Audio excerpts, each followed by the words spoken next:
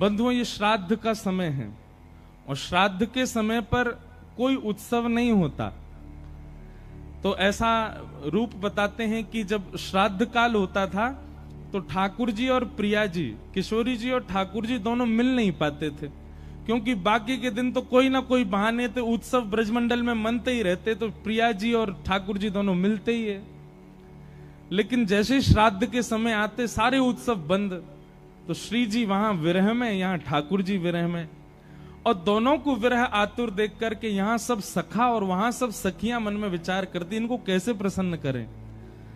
तो ठाकुर जी और श्री जी के मिलन की एक सुंदर लीला जल के परत के ऊपर बनाती सब सखियां, और वह लीला बना करके सुंदर उसकी कृति एक आर्ट जैसी बना करके श्री जी को दिखाती। श्री जी को देख करके प्रसन्न हो जाती, वहां सब सखा बनाते, सखा देख करके प्रसन्न हो जाते।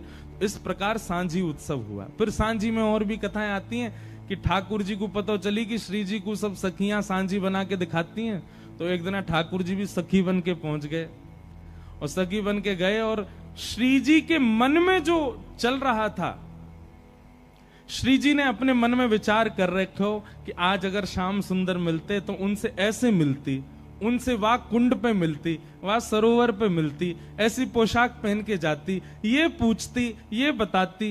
ये सारी बातें श्री जी के मन में चल रही थी।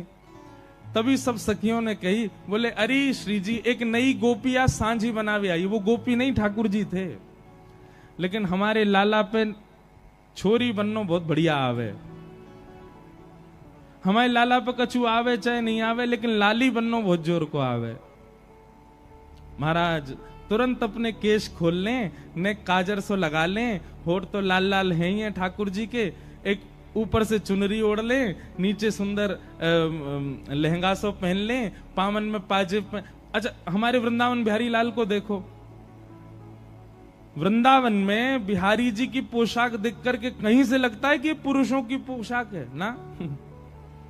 वो चोरीन की पोशाक पहने, वो श्री जी की पोशाक धारण करें। हमारे लाला ऐसे ही है। हमारे ब्रज में तो कहें, लाला तुमने बहुत बड़ी कृपा करी जो तुम लाला हो, कहीं तुम लाली होते तो। हे कृष्ण लला तुम होते लली तो गरे कट जाते करोड़न के। तुमने बहुत बड़ी कृपा करी जो तुम लाला बन के आए हो। कहीं वृंदावन बिहारी लाल अगर लाली होते तो पंजाब दिल्ली के लोग दर्शन करवे थोड़ी जाते, महाराज प्राण न्योछावर करवे जाते।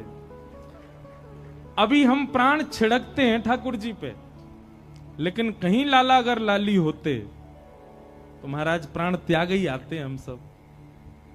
तो ठाकुर जी श्री जी सखी बन के गए, श्यामा सखी। कौन सी सखी?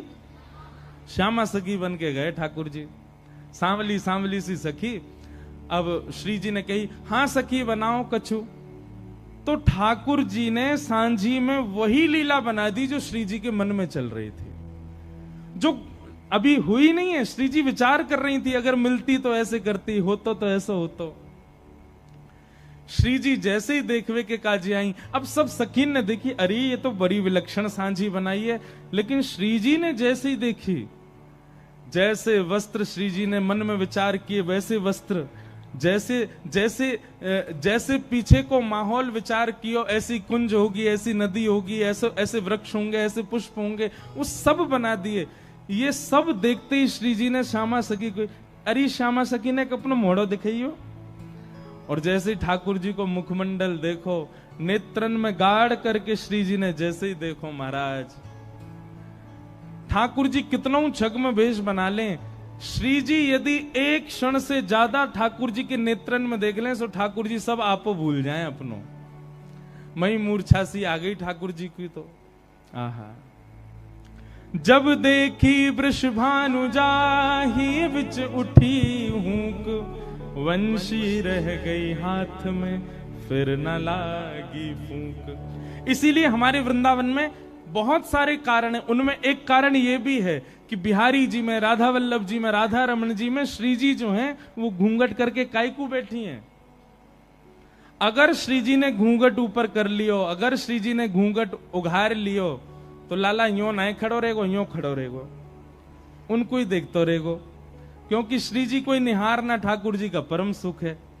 इसलिए श्री जी ने मन में विचार किया, भैया इतने वैष्णव दर्शन करवे आएंगे, जे लाला उनको ना देखेगो, अगर मैं उघारी रहूंगी तो। या हमारे श्री जी घूंघट करके बैठी हैं ताकि ठाकुर जी हमको दर्शन दे सकें, नहीं तो लाल जी तो उनको ही दर्शन करेंगे।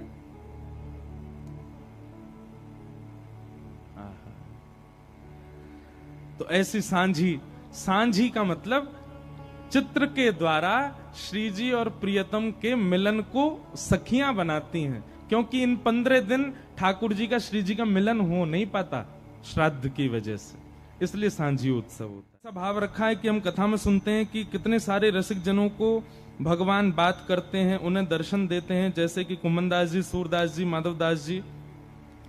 भगवान उनसे प्रत्यक्ष बात करते हैं या विग्रह के रूप में करते हैं या स्वप्न में करते हैं। उनके साथ लीला कैसे करते हैं?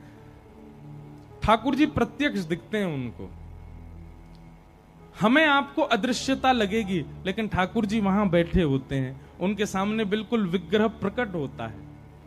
अब हमको विग्रह में दिख रहे हैं ठाकुर जी, पर यहीं गोविंद दास यदि बैठ जाएंगे तो उनके लिए ठाकुर जी यूं भी हो जाएंगे, उनके लिए ठाकुर जी यूं भी हो जाएंगे, उनके लिए ठाकुर जी ऐसे भी हो जाएंगे, हमको ऐसे ही दिखते रहेंगे। ठाकुर जी को प्रत्यक्ष, भक्तों को प्रत्यक्ष दिखते हैं। इसका एक प्रमाण गोविंद दास जी के वाणी में आता है। गोविंद दास जी की तो सारी वाणियों में आता है, पर एक वाणी ऐसी है कि एक बार गोविंद दास जी पद गा रहे थे। पद गाते गाते तो सामने बैठ के गुसाई जी सुन रहे थे, पद सुन रहे थे गुसाई जी, तो गोविंद दास जी गाते गाते गाते बीच में रुक गए और रुक करके बोले, ए लाला ढंग से गाओ जी, कहा कर रहे हो, ऐसे ऐसे उधम ना करो, करे चलो प्रेम से गाओ। तो गुसाई जी ने नेत्र खोल के गई, ए गोविंदा तू कौन से बात कर रहा है? गोविंदास जी बोले, तुम्हारो ही लाडलो बैठो है बगल में, कान पे हाथ धर के नेक से मोहते राग गा रहा है, मैं जैसे जैसे अलाप लूं मेरे पीछे पीछे गा रहा है, लेकिन माने ना है, ऊधमी है, बीच बीच में गलत स्वर लगा रहा हो या हमारे वकु टोक रहा हूं। अब गुसाई जी को नहीं दिख रहे ठाकुर जी, लेकिन गोविंदास के साथ लीला कर रहे हैं। तो गोविंदास से गुसाई जी कहते हैं, गोविंद तुम कितने सौभाग्यशाली हो, जबकि गुसाई जी के शिष्य हैं गोविंदास, लेकिन फिर भी गोविंदास को दिखाई दे रहे हैं ठाकुर जी। गुसाई जी को भी दिखते थे, पर कभी कभी लीला करते थे तब नहीं दिखते थे। तो गुसाई जी बोले, गोविंदा तुम कितने सौभाग्यशाली हो, ठाकुर जी तुमको दिखाई देते हैं। उनको कहना नहीं कि वो मुझे दिखें, मुझे बस इतना बताओ ठाकुर जी गा कैसा रहे हैं। ठाकुर जी जब गाते हैं तो उनका स्वर कैसा लगता है, ठाकुर जी जब गाते हैं तो उनका स्वर कानों को कैसा सुनाई देता है। गोविंदास जी आनंद में भर गए। गोविंदास जी बोले, जय जय, ठाकुर जी बहुत प्यारा गाते हैं, गोपाल जी इतना मधुर गाते हैं, इतना मधुर गाते हैं कि जब वो गाते हैं ना तो आकाश में गंधर्वजन खड़े होकर के कान लगा करके सुनते हैं ठाकुर जी को, रोम रोम खड़ा हो जाता है, इतना सुंदर स्वर है ठाकुर जी का।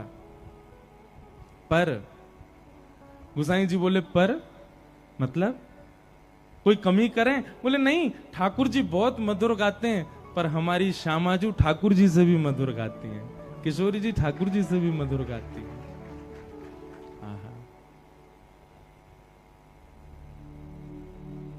बड़े सुंदर सुंदर पद गाए हैं रसिक जनों ने। किशोरी जी गाती हैं तो ठाकुर जी बैठ करके वंशी बजाते हैं किशोरी जी के पीछे, जैसे सहायक संगीतकार होते हैं ना मुख्य गायक के साथ में, ऐसे ही जब ठाकुर जी गाते हैं तो किशोरी जी वीणा बजाती हैं और ठाकुर जी गाते हैं, लेकिन जब किशोरी जी गाती हैं तो ठाकुर जी वंशी बजाते हैं, ललिता जी मृदंग बजाती हैं, विशाखा जी करताल बजाती हैं और बाकी सब सखियां मिलकर के नृत्य करती हैं। तो आपका जो ये प्रश्न है कि भक्तों को ठाकुर जी कैसे दिखते हैं, प्रत्यक्ष दिखते हैं, चलते फिरते उठते बैठते सब क्रिया करते हुए ठाकुर जी दिखाई देते हैं सब वैष्णवों को।